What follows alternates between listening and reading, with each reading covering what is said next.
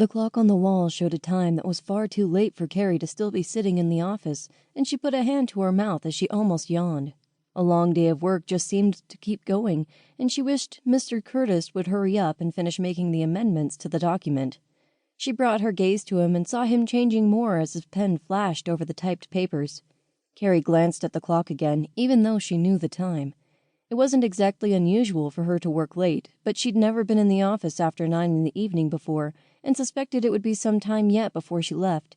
She looked at her boss as he stood from the desk he was working at in the typing room and moved across to her. "That's it," he said. "If you get these changes finished, we can email the document to the client and call it a day." "Sounds good," Carrie said as she took the papers from him and set them on the stand beside her PC. Mr. Curtis disappeared out the door, and she was glad he wasn't going to loom over her as she worked.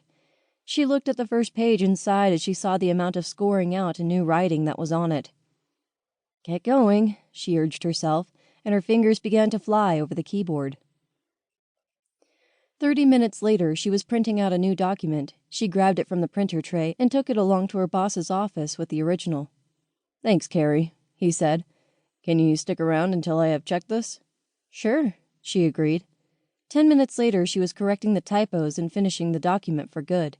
She checked to make sure everything was now perfect before saving it on CD and taking it along to Mr. Curtis. "Thanks for staying so late," he said. "I appreciate it. You can just come in at lunchtime tomorrow if you want." Carrie nodded her head and smiled. "I might just do that," she replied. "Is there anything else you need before I leave?" Mr. Curtis looked at his computer as he transferred the document from the CD. Once he was sure it was there, he pulled the disc back out of the tray and put it in his briefcase. "Nope," he said. "You can get going." "Are you coming?" she asked. Mr. Curtis shook his head. "I need to email this and then get in touch with the client, so I will be a while longer. You just get going. You've worked long enough today."